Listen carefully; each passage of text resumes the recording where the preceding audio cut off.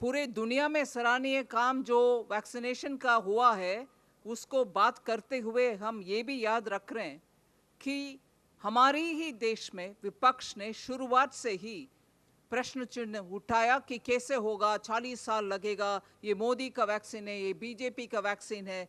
ऐसे करके आज पूरे दुनिया में सबसे ज़्यादा वैक्सीनेशन दिला करके साइंटिफिक और मेथोडिकल तरीके से वो बात को विस्तार से राजनीतिक प्रस्ताव में डिस्कस हुआ। ऐसे ही विदेश में हमारे international position on climate change, हमारे कमिटमेंट जो पेरिस में हुआ उसको फुलफिल करना और आगे भी हमारे क्लाइमेट चेंज के ऊपर हमारे कमिटमेंट बरकरार है। इसको पंचामृत के रूप में प्रधानमंत्री जी स्कॉटलैंड में डिक्लेयर करना, ये हमारे छवि भारत के इमेज को actually has given a very positive signal, and people have actually restored that faith and confidence in the governance of India that we are able to fulfill such challenging commitments also in terms of climate change. So the speech of Prime Minister in COP26 and the way in which he has been applauded because of the commitments that we've further given through the Panchamrit, some ending in 2030 and also giving a final destination point of 2070, have been explained.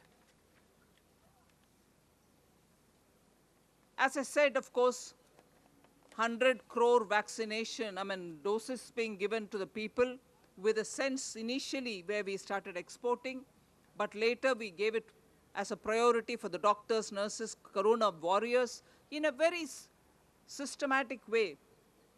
We have achieved a scheme or a project which was started only in March, by October could reach 100 crores. So that was in elaborate explained, and there are also 4 books which have been published, issued out today, one of which also talks about vaccination. So the book will also be distributed too. So the third point was again talking about the detailed methodical way in which vaccination was cleared.